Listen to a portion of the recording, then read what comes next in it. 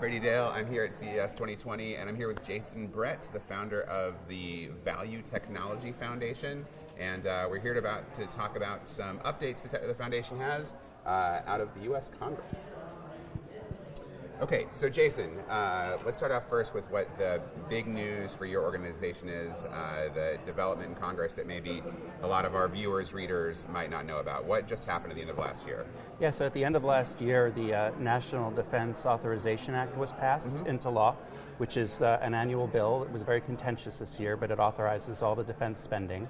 Part of this bill often involves different elements, like, for instance, it gave 15 days of care for individuals working in the government.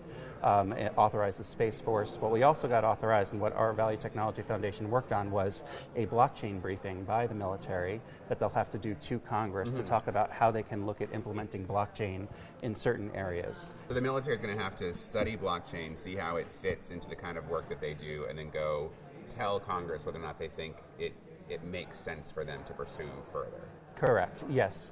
And why is it important that it's the military that's doing this? So what we want to have is just the way there was the ARPANET that really created it on the military side with having individuals working long periods of time in this technology here in the United States that then the private sector could adopt.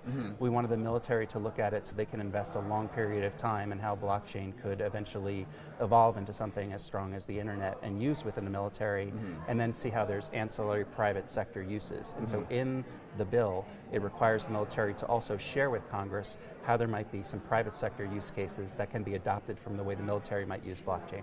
So the military is a good springboard to get a new form of technology more widely adopted, get it into the mainstream is sort of the thinking.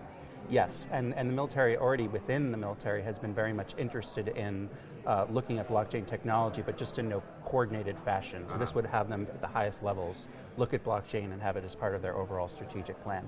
And then, so I know a lot of times getting legislation moved through Congress can be tough. You guys sort of have an interesting story of the approach you took there. Tell us how you managed to get this language into the final bill. So what we're really proud of is that we didn't go through the normal political contributions or things that you might normally do to try to get influence in DC. We literally shared our ideas, which blockchain carries a lot of weight, and we were able to get the attention of a particular legislator, Congressman Darren Soto, who's co-chair of the Congressional Blockchain Caucus and worked with his specific fintech aide, Bill Rockwood. And with Bill Rockwood, we worked first on the idea of doing an appropriation. So you guys are asking for money? Asking for money, yeah, for $100 million from defense and also $30 million from commerce. Okay. Both were rejected. We expected that to happen. Right. But because we were able to introduce that to the Appropriations Committee, the National Defense Authorization Act is like a backup to kind of backfill what might not have been approved. So we're able to start with this briefing, sort of the first leg of hopefully what this year will translate into actual money for the military. So the goal is to get the military to put cash into really spending money on blockchain in its operations. And to have a specific research development center that's focused on it. Right now, the military has a joint AI program. Artificial intelligence is really thought of very highly within the government. I think blockchain might be 2 or 3 years away, so we're just trying to speed up that process. Okay, and what kind of work does the military do that you think the blockchain might be helpful with? So one good example that is one of the individuals that's helping us with a white paper that we wrote is SymbaChain. Okay. SymbaChain actually is working, and also Accenture, on additive printing. Okay. So this concept of when we want to transfer parts and information, we can use the blockchain to secure that. So you might have an aircraft carrier out in the Pacific, have an airplane that has a part that's broken, it lands, it's able to get the part from a 3D additive printer without having to bring the parts on the aircraft carrier. It's verified through the blockchain, so we know there's no foreign interference. And they just got a multi-million-dollar contract to start doing that with the Navy for 2020. Okay, wow, 3D printing, that's exciting. 3D printing the blockchain. Yes. A lot of buzzwords in there. Yeah. Okay, cool, cool. Well, so what are you going to do if next year when they come to do their report, they're like, actually, we don't think the blockchain is that great, it doesn't make sense for the military. Like, what's the danger that could happen? Well, so that's obviously the risk that you take when you have one of these hearings. They're going to have to do it before Congress. We're excited because we know that House Energy and Commerce Committee has supporters like Congressman Soto who are going to want to push them to look at the best ways they might utilize it, since other countries are already utilizing it. If you look at China, China's utilizing it, blockchain already as part of pay for their soldiers and other ideas. Okay. So we want them to at least look at it the way other countries are looking at it. And we are writing a white paper right now with 8 companies: Accenture, IBM, Deloitte, some larger companies, Symbichain, Consensus. So we're going to frame their thinking ahead of time. Yes, exactly. Okay. So we've been working on this it's almost a 50-page white paper that we're going to be releasing next week to Congress. It will be part of the record, so this white paper will be part of the congressional record, and then we'll release it publicly. Okay, great. So tell us about the Value Technology Foundation. Where'd you guys come from? How old are you? What's your deal? Sure. So we just started in June of this last year. I've been in the space before when I worked at the Chamber of Digital Commerce and Consensus.